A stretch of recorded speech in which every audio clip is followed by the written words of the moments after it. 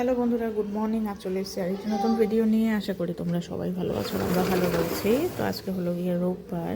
তো এখন বাজে হচ্ছে গিয়ে 9:45। তো যাকে আজকের ওয়েদার আবার অন্যরকম।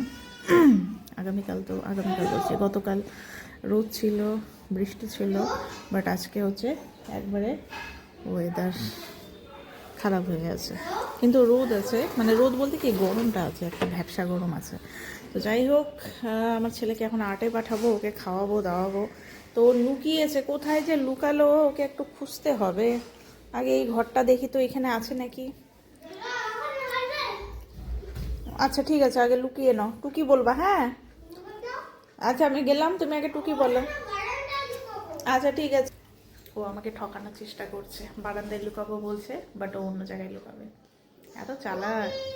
আমি আসছি। ও সকাল সকাল বলছে ওর স্নান কমপ্লিট হয়ে গেছে, এখন খালি ওকে ভাত খাওয়াবো, ভাত খাইয়ে আর্টে দিয়ে আসবো। কোথায় যে গেল বাচ্চাটা রে, দেখি তো, খুঁজি তো। এখানেও নেই, রান্নাঘরেও নেই, না এখানেও তো নেই। আমি একটা হোয়াইট পা দেখতে পাচ্ছি, ইয়েলো ইয়েলো একটা মাথাও দেখা যাচ্ছে।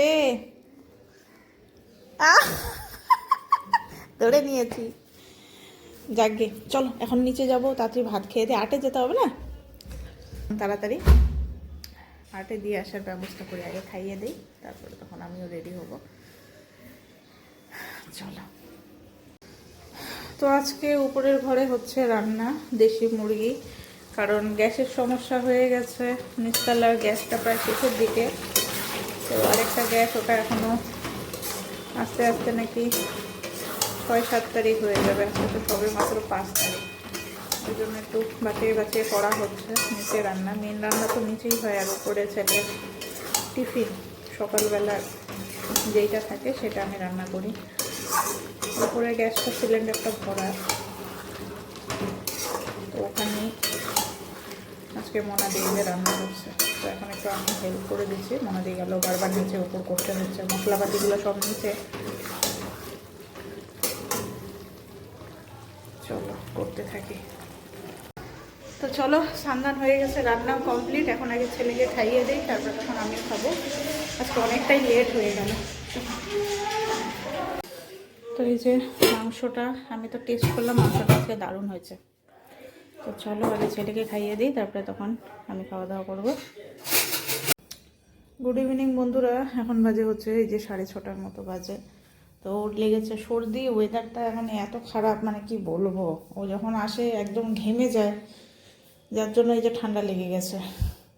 তো এখন এই যে বানাবো হচ্ছে একটু চিকেন পকোড়া। তো চিকেন পকোড়াটাকে আমি একদম ভালো করে ম্যারিনেট করে এটা ফ্রিজে রেখে দিয়েছিলাম। এখন হচ্ছে এটাকে চলো বানাই, তারপরে খাওয়া দাওয়া করি, ছেলেকে দিই।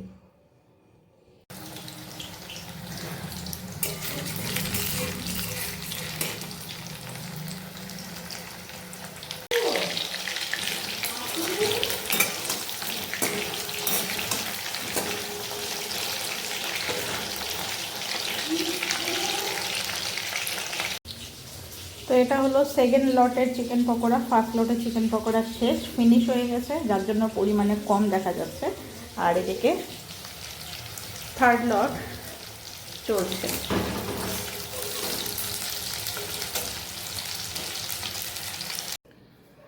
তো এখন ঘড়িতে বাজে পাক্কা 11টা বাজতে চললো।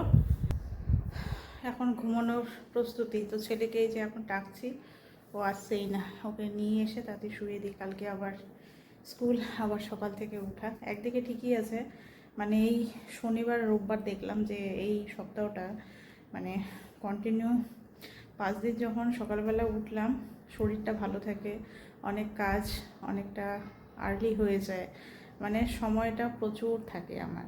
তো কিন্তু ওই যে লেট করে উঠলে পরে সব কিছুই একদম লেটে চলে, এটাই হচ্ছে একটুখানি দেখলাম। তো সেটার দিক থেকে আমার মতে স্কুল থাকাটাই ভালো। স্কুল থাকলে পরেও স্কুলের মধ্যে ব্যস্ত থাকবে, আর তার সঙ্গে আমারও সব কিছু টাইম টু টাইম একদম কমপ্লিট হয়ে যাবে। তো এতক্ষণ ধরে টাইম অনেকটা লেট হলো, কারণ অনেকক্ষণ ধরে একটা জামা কাপড় সব গুছালাম, অনেক জামা কাপড়, তার মধ্যে শীতের জামা কাপড় যেগুলো ছিল সেগুলো সবগুলাই ঢুকিয়ে দিলাম। আর তার সঙ্গে গরমের জামা কাপড়ে যে বের করছি, তো ওর ঠাম্মি ওর জন্য পয়লা বৈশাখে অনেকগুলো জামা কাপড় এনেছে। তা আবার মা, বাবা, এদিকে দিদি, ওরা আবার আমাকে টাকা পাঠিয়ে দিল ছেলের জন্য নববর্ষের জামা কাপড় কেনার জন্য। তো প্রথমে বলেছিলাম যে তোমরা নিজেরাই কিনে নিও পছন্দ মতো।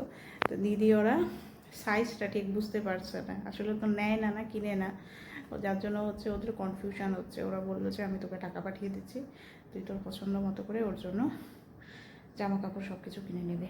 এই যে জামা কাপড় এক এক করে হচ্ছে, কিন্তু সবগুলো জামা কাপড় না ওর বেসিক্যালি পরাই হয় না, না পরতে মানে পরা না হতেই যে মানে ও লম্বা হয়ে যায়, জামা কাপড়গুলো হয়ে যায় ওর সাইজে ছোট।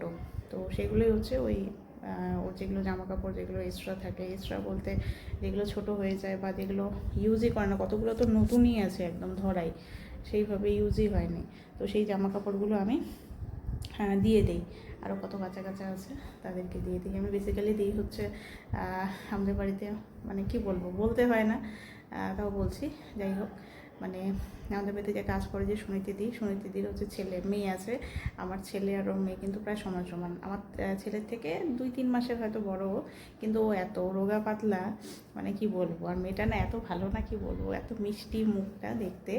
তো আমি বেশিরভাগ জামা কাপড় আমি হচ্ছে ওকে দিয়ে দিই, সব নতুন নতুন জামা কাপড়গুলো। তো আগে হচ্ছে দিতাম হচ্ছে ওই সুনীতি দিদির বাড়ির পাশে নাকি আরেকটা বাচ্চা আছে, ওকে পাঠাতাম। তো তারপরে বললাম যে ওকে পাঠিও না, কিছু জামা কাপড় হচ্ছে আমি সুনীতি দিদির মেয়েকে পাঠিয়ে দিই, আর কিছু জামা কাপড় হচ্ছে আমি আমার ভাগনা যে আছে, আমার মাসির মাসুতো বোনের যে ছেলে আছে লিও, ওর ভিডিও হয়তো দেখেছো তোমরা অনেক, তো ওর জন্য কিছু জামা কাপড় আমি তুলে রেখে দিই।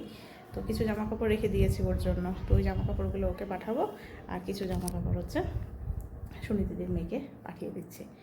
কি বলবো, আর বাচ্চা কাচ্চা থাকলে পরে এই এক সুবিধা, না হলে প্রথম দিকটাতে কি হতো, সুনীতিদি তো অনেক পরে আমাদের বাড়িতে কাজে এসছে, তার আগেই আমি জামা কাপড়গুলো যে কাকে দিব, আর ছোটোবেলায় প্রচুর জামা কাপড়, প্রচুর।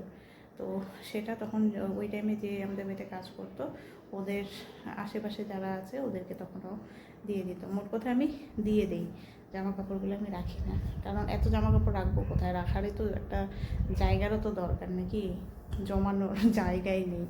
আর এত জামা কাপড় হয়ে যায় বাচ্চাদের, কি বলবো। কারণ আমি যখন যাই কোথাও, আমার কোনো জিনিস একটা পছন্দ হলো, আমি ওর জন্য নিয়ে চলে আসি, আছে বাট তাও পছন্দ হয় নিয়ে চলে আসি, যেটা চোখে লাগে সেটা নিয়ে চলে আসি, এই আর কি। তো যাকে চলো, অনেকক্ষণ বক বক করলাম, তো এখন হচ্ছে শুয়ে পড়বো, আবার কালকে থেকে আমাদের স্কুলের রুটিন শুরু। তো যাকে বন্ধুরা, দেখতে থাকো আমার নেক্সট ভিডিও।